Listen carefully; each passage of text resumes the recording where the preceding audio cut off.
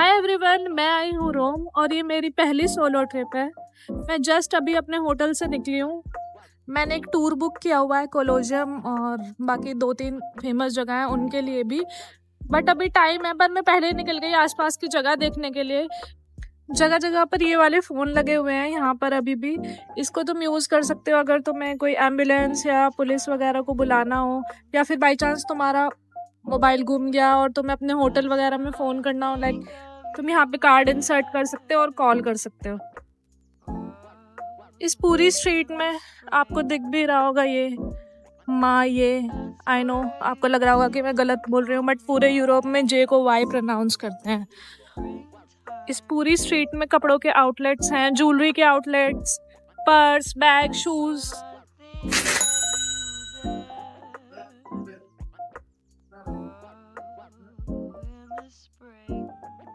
Sì, non so quando ce n'è. क्या dress है ये?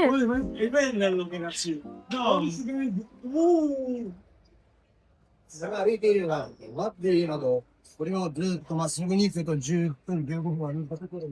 पता नहीं, मैंने अभी प्राइस देखा है, कोई तो आर्टिकल है 4500 यूरो का, लग तो नहीं रहा।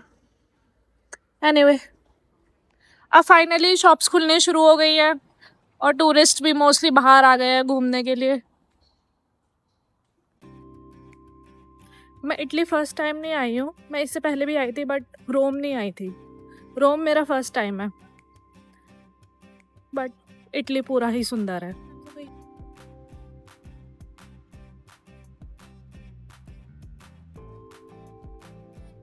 ये हॉर्स कार्ट वगैरह देखने में तो एस्थेटिक है, बट मुझे बिल्कुल ठीक नहीं लगता। जब आज हमारे पास इतने रिसोर्सेज हैं, ट्रांसपोर्ट है, सब कुछ है, फिर भाई क्यों जानवरों को परेशान करना। और ये पूरी वॉकेबल सिटी है, तुम घूम सकते हो कितना ही, सब कुछ अच्छा है, ट्रांसपोर्ट इतना अच्छा है, मेट्रोज है, कार्स हैं, बस है, फिर भी I don't know, I don't like it and I don't support it also. वो जो आपको मेरे सामने दिख रही है, ये इनकी एक फेमस जगह है जिसको बोलते हैं Spanish stairs.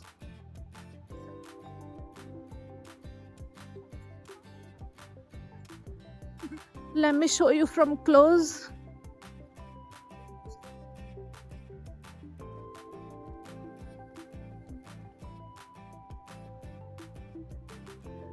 And see, these are the stairs. मैंने इसके बारे में थोड़ा सर्च किया और पढ़ा। मैंने सर्च किया था कि why are they called Spanish stairs? But ChatGPT ने मुझे बताया कि बनवाई तो फ्रेंच ने थी, बट इनका नाम स्पेनिश स्टेयर्स है। Why? And let me tell you, यहाँ पर इंस्ट्रक्शंस में लिखा हुआ है कि इन स्टेयर्स पे बैठना मना है, otherwise you will be fine. But अच्छा जी, ऐसा है क्या? और इन स्टेयर्स के ऊपर एक ही चर्च है। बेसिकली ये स्टेयर्स इसलिए बनाई थी ताकि ये जो प्लाजा है और ऊपर चर्च को ये कनेक्ट कर सके। फाउंटेन है बोट शेप का।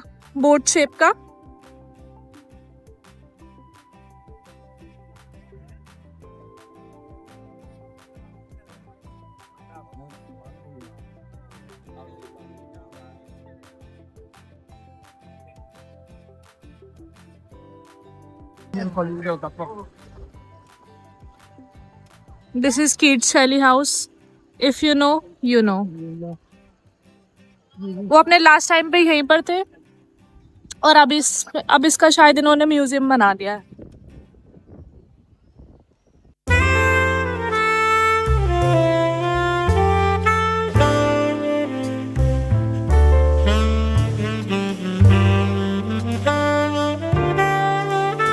वाओ, कितना 1000 सीढ़ियाँ चढ़ने के बाद मैं पहुंच गई हूँ लोकेशन पे जहाँ मेरा टूर गाइड मिलने वाला है। स्टे ट्यून्ड ना। मैंने इतना कुछ पढ़ा था और सुना था इस कोलोजियम के बारे में, और फाइनली मैंने आज अपनी आंखों से देख भी लिया। अब मैं इसके अंदर जाने वाली हूँ। जहाँ पे मुझे टूर गाइड मिला था, उन्होंने मुझे टिकट दे दिया और ऑडियो के लिए एक ऐप दिया है, जो फ़ोन में एक ऐप है जो इंस्टॉल कर सकते हैं और उसमें सारे रिलेटेड इन्फॉर्मेशन हमें पता चल जाएगी।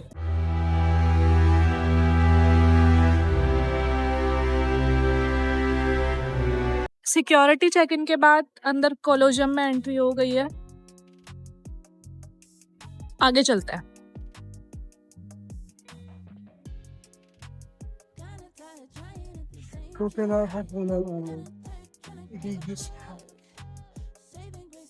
एक टिप है, आप जब भी रोम आओ और कोलोजियम वगैरह घूमने जाओ तो मेरी ये एडवाइस है, आप पहले ही टिकट अपने बुक करके आओ, अदरवाइज इतनी लंबी लाइन है कि आपको शाम हो जाएगी यहाँ पे खड़े खड़े।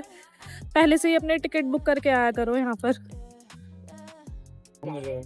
और कोलोजियम कुछ ऐसा दिखता है अंदर से। मैं आपको बता दूं कि ये 2000 साल पुराना है और कम से कम उस टाइम पे 50,000 से 80,000 तक लोग इसमें आते थे। और ये जो आपको बीच में दिख रहा है, यहाँ पे एक अच्छा बहुत बड़ा एक थिएटर ही हुआ करता था, बट जो वो अब नहीं है। बट जो आपको ये नीचे नीचे दिखता है, यहाँ पर थी टनल्स, केजेस, जहाँ पे बहुत सारे जानवर या फिर लोग या कैदी रखे जाते थे। और 2000 साल पहले भी इनका ऐसा सिस्टम था कि इसमें लिफ्ट्स थी और वो लिफ्ट से जानवर या लोग ऊपर आ जाते थे और व्यूअर्स को लगता था ये मैजिकली ऊपर आ गए हैं। और आपको दिख रहा होगा ये वाइट स्टेयर्स, यहाँ पर लोग बैठा करते थे लाइक दिस। और इसमें भी यही सिस्टम था कि अगर आपका टिकट महंगा है तो आप आगे बैठोगे और फिर उस हिसाब से पीछे पीछे पीछे। और ये जो आप आर्चेस देख रहे हो, ये सारी एंट्रेंस थी। और अराउंड 10,000 लोग इसमें आ सकते थे, जा सकते थे बिना किसी दिक्कत के। और ये जो आपको अभी जितना भी मॉन्यूमेंट बचा हुआ दिख रहा है, ये 1/3 है जो ओरिजिनली हुआ करता था। 7 वंडर्स में से एक है, तो आपको पता ही होगा। और एक और स्पेशल बात, उस टाइम बहुत ज़्यादा धूप हो जाती थी तो इनके पास एक रिट्रैक्टेबल छत थी। आई डोंट नो उस टाइम इन लोगों ने कैसे बनाई होगी, but it's so mesmerising.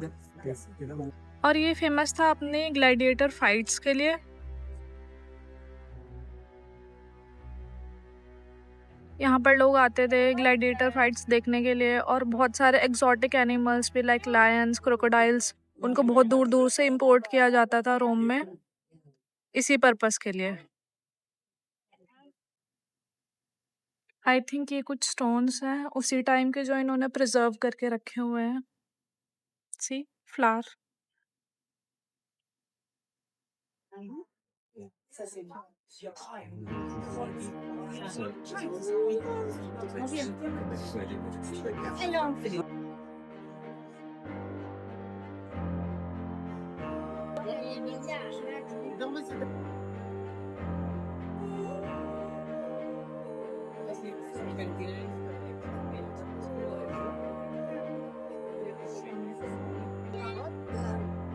Yeah. Oh.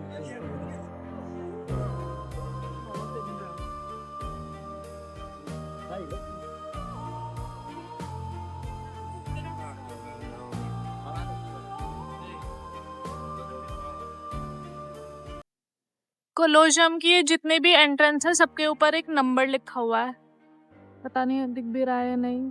XLV1 क्या हुआ ये? L is 50 and X 40, I think 46। Her entrance पे एक नंबर लिखा हुआ है। तो टोटल 80 एंट्रेंसेस है इस कोलोजियम में, इसलिए शायद इस पे नंबर भी लिखा हुआ है। तो 80 में से 76 तो कॉमन लोगों के लिए थी और उसमें से 4 रिजर्व थी एक्स्ट्रा रिच, नोबल्स और प्रिंस वगैरह के लिए। ऑल्सो ये जो आपको होल दिख रहे हैं इन पिलर्स में, यहाँ पे पहले आयरन पिंस हुआ करती थी 2 पत्थर को एक साथ जॉइन करने के लिए, और ताकि स्ट्रक्चर स्टेबल रहे तो उसके लिए यहाँ पे पहले पिंस यूज़ की हुई थी। बट बीच में लोगों ने यहाँ पे चोरी वोरी करना शुरू कर दिया और वो पिंस भी निकाल के ले गए, जिसकी वजह से ये होल बन गया अब यहाँ पे। जस्ट कोलोजियम के मिडल में ये कॉन्स्टेंटीन आर्क है और सामने रोमन फोरम और पैलेंटाइन हिल। अब मैं सामने ही जा रही हूँ।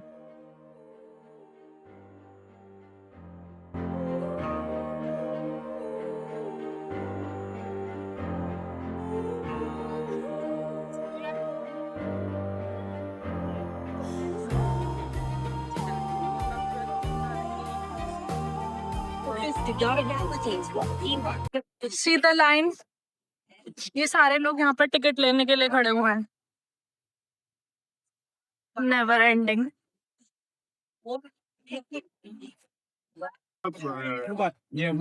पाँच छह चक्कर लगाने के बाद मुझे फाइनली रोमन फोरम की एंट्रेंस मिल गई है।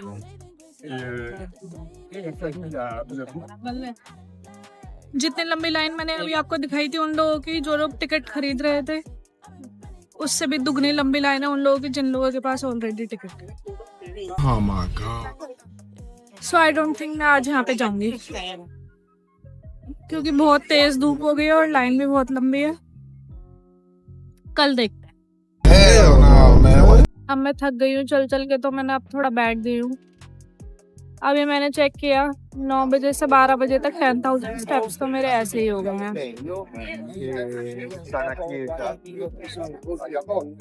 अब मैं कोई अच्छा सा कैफे या रेस्टोरेंट ढूंढूंगी जिसमें खाना खाने जाऊंगी।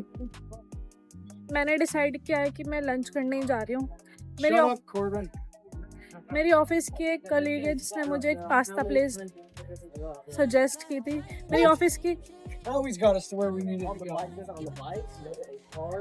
एक कलीग है जिसने मुझे एक पास्ता प्लेस सजेस्ट की थी, तो मैं वहीं जा रही हूँ। 30 मिनट्स की वॉक दिखा रहा है।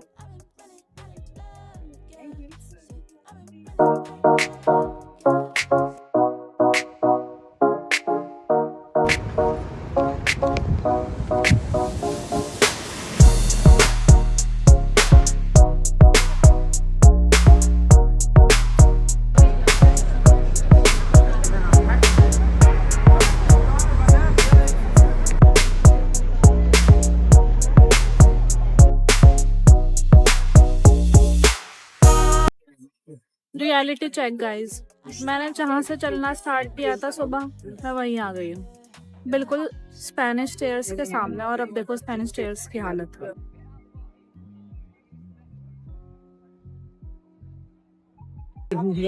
वो पास्ता वाली जगह जस्ट मेरे होटल के बिल्कुल पास। अरे ये बात मुझे अब पता चली। बेचारे थक गए धूप में।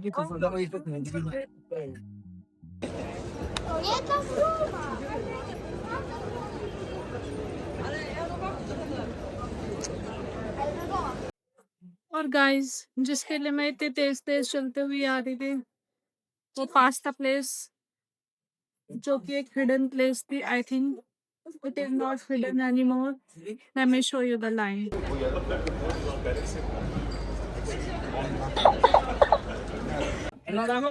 लाइन में ही लग जाती हूँ। ये है वो शॉप जिसका पास्ता फेमस है। हालत देख लो शॉप की। पास्ता फिशो का बस खाली पास्ट बचा है। लेट्स सी कैसा होगा। मिल गया, 5 यूरो का ही था। अब मेरा होटल पास ही है तो मैं वहीं पर जाके घूमी, क्योंकि अंदर कोई बैठने के लिए जगह वगैरह नहीं है, बस टेक अवे है। आई थिंक ये इस्कॉन टेम्पल वालों ने कुछ अरेंज किया हुआ है यहाँ पे। ये मैंने देखा है ऑल ओवर द यूरोप, जहाँ भी मैं गई हूँ बहुत ज़्यादा लोग हैं। ये इस्कॉन टेम्पल वाले कहीं ना कुछ इनका रहता ही है, जो कि अच्छी बात है। मैंने जस्ट ट्राई किया वो पास्ता, अच्छा है। मतलब हम इंडियंस के हिसाब से काफ़ी स्पाइसी है और फ्लेवर है, ऐसे यूरोपियन फूड्स की तरह ब्लैंड नहीं है। अच्छा लगा मुझे, वर्थ द हाइप। अब मैं अपने होटल में आ गई हूँ और अराउंड 1-1:30 बज गया है, तो मैं 2-3 घंटे रेस्ट करूँगी। उसके बाद में एक और मुझे एक यहाँ पर जगह है पैंथियन, मैं वहाँ पर जाऊँगी। तब तक बाय बाय। फाइनली मैं बाहर आ गई हूँ अब दोबारा, और मैं जा रही हूँ पैंथियन के टिकट काउंटर के पास। मैंने सोचा था 5 बजे निकल जाऊंगी होटल से, बट मैं सो गई थी।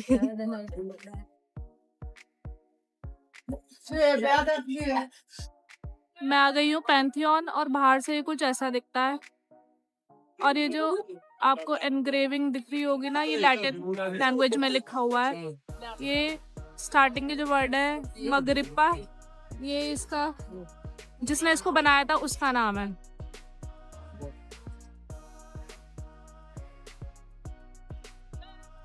I'm not sure exactly what you want. करीब 2000 साल पहले ये रोमन्स ने ही बनाया था और ये पहले एक टेम्पल था अराउंड 27 बीसी के अराउंड। बट उसके बाद एक बार शायद फायर वगैरह हुई थी तो उसके बाद ये रीबिल्ड हुआ था। See? ये बस एक इकलौता सोर्स है इस टेम्पल के अंदर सनलाइट का और रेनफॉल का।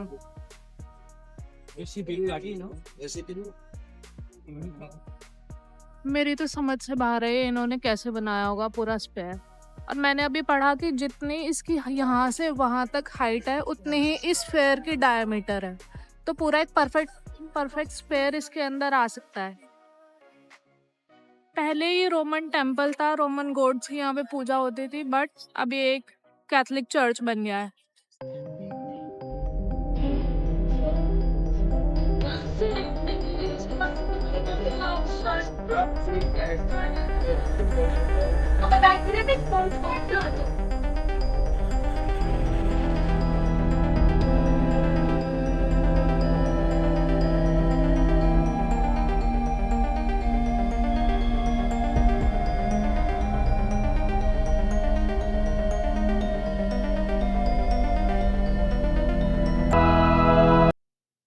ये इतनी पुरानी पेंटिंग है कि अब बिल्कुल ऑलमोस्ट डैमेज ही हो गई है। बिल्कुल थोड़ा थोड़ा दिख रहा है। और ये चैपल अराउंड 16th सेंचुरी का है। इतना पुराना है।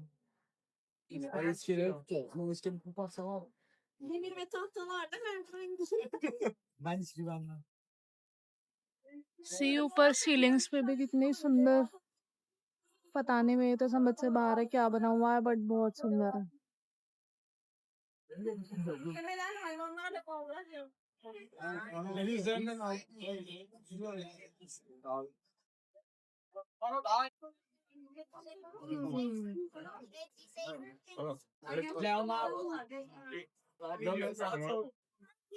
मैं तो ये डोम स्ट्रक्चर देख कर ही अमेज हूँ, कैसे बनाया होगा इन लोगों ने, वो भी 2000 साल पहले।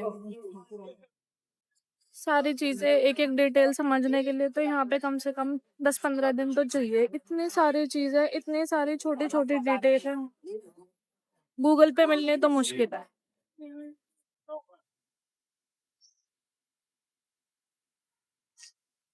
ये एग्जिट करते हुए है, भीड़ देख रहे हो, किसी भी टाइम आ जाओ इतनी ही भीड़ रहती है।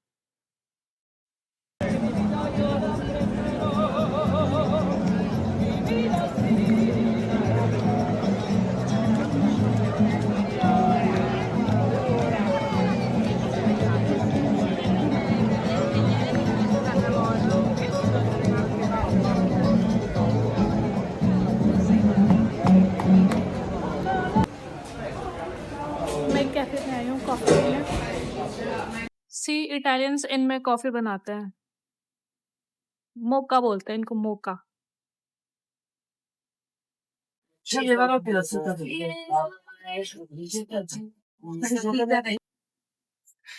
इटली अपने लेदर बैग्स के लिए भी बहुत ज्यादा फेमस है।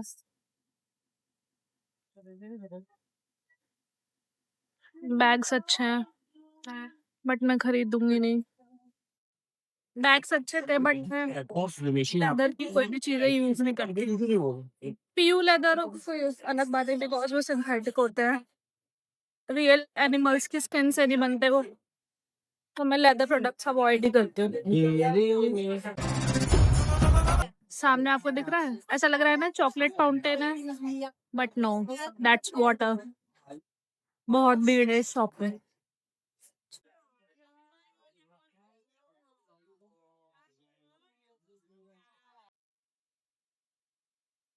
मेरी एक और एडवाइस है आपको, आप जब भी किसी यूरोपियन कंट्री आए तो कभी भी ना चर्च जाने में अपना टाइम वेस्ट मत करना, क्योंकि इनकी हर गली में एक चर्च है। अगर सारे चर्च देखने लग जाओगे ना तो बस कहीं नहीं घूम पाओगे। और अगर देखना भी है ना तो किसी भी कंट्री का एक बड़ा चर्च देख लो, मोर और लेस सारे सेम है, अनलेस तुम्हें बहुत ही ज़्यादा किसी स्पेसिफिक चर्च में इंटरेस्ट है। देखो चलते चलते मुझे क्या दिखा। सबसे पहला जो रोम में बना होगा एंशंट मेसनरी स्टेडियम, यानी पत्थर का स्टेडियम। देखो कितने अच्छे से इन लोगों ने प्रिजर्व करके रखा हुआ है, बिल्कुल अंडरग्राउंड है। और ये अब इसके ऊपर घर बना हुआ है और साइड से रोड जा रही है। ये तो आपको पता ही होगा कि जो एंशंट रोम था उसके ऊपर ही ये इन्होंने मॉडर्न रोम बनाया हुआ है। बट अच्छी बात यह है कि जो भी नीचे से पुरानी चीज़ें या पुराने स्टोन्स या पुराने मॉन्यूमेंट्स वगैरह मिलते हैं, इन्होंने बहुत अच्छे से प्रिजर्व करे हुए हैं। मैं जब लास्ट टाइम वेरोना में गई थी तो एक यूनाइटेड कलर ऑफ बेनेटन के स्टोर में भी अंदर रोमन रूइंस थे। मैं फ़ोटो ऐड कर दूँगी। और यह है रोम की रिवर टाइबर, इटली की 3rd लॉन्गेस्ट रिवर। मैं यहाँ पे सनसेट देखने आई थी। आई थिंक मुझे वहाँ जाना चाहिए। वो ब्रिज मुझे बहुत इंटरेस्टिंग लग रहा है। कुछ स्टैचूज भी दिख रहे हैं वहाँ पे, और ये दिख रहे हैं कितने सारे सीगल्स घूम रहे हैं ऊपर, बहुत शोर करते हैं, बहुत शोर।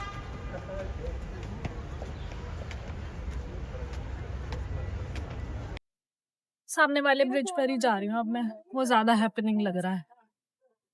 और उसके सामने कासल भी है, वो भी दिख जाएगा। हाँ,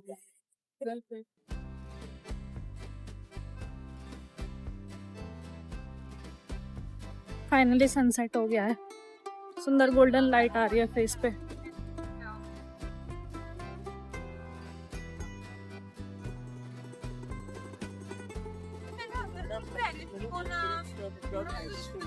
जो मैं कासल बता रही थी ना, वो रहा, वो सामने।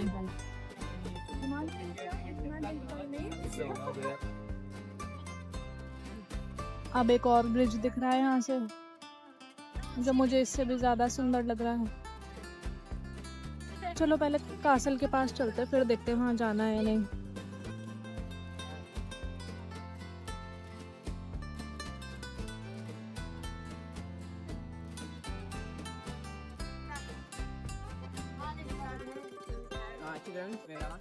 Io la mia ti giuro la vorrei.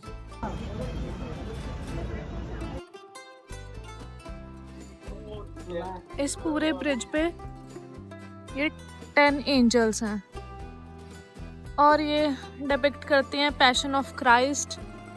जैसे इस वाले एंजल के हाथ में है नेल, जो जीसस क्राइस्ट से रिलेटेड है। इस कासल की रिलेवेंस ये है कि जो रोमन फर्स्ट एम्परर था हेड्रियन, उसका टूम्ब है यहाँ पर।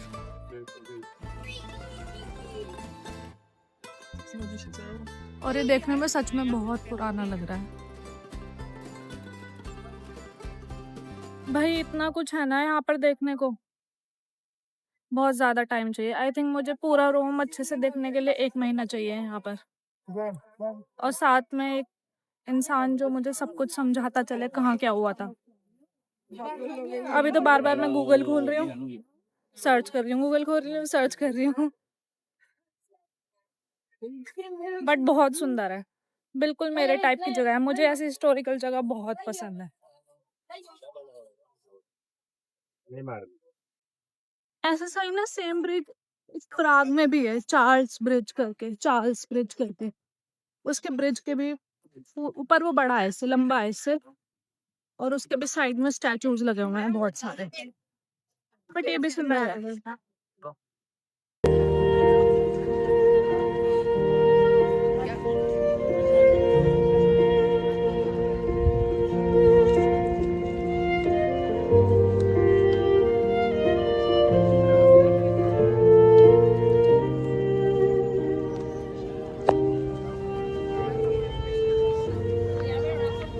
अब मैं वापस जा रही हूँ।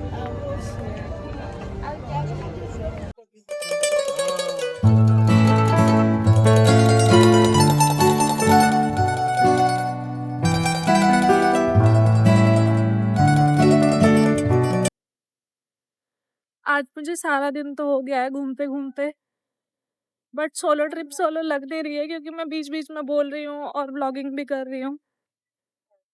पर एक बात मैं शेयर करना चाहूँगी, मैं अकेली घूम रही हूँ, पर कोई भी यहाँ पर प्रॉब्लम वाली बात नहीं है। किसी को किसी से कोई मतलब नहीं है, किसी ने क्या पहन रखा है किसी को कोई मतलब नहीं है। सब अपना एन्जॉय कर रहे हैं और ये सबसे अच्छी बात लगती है मुझे यूरोप की।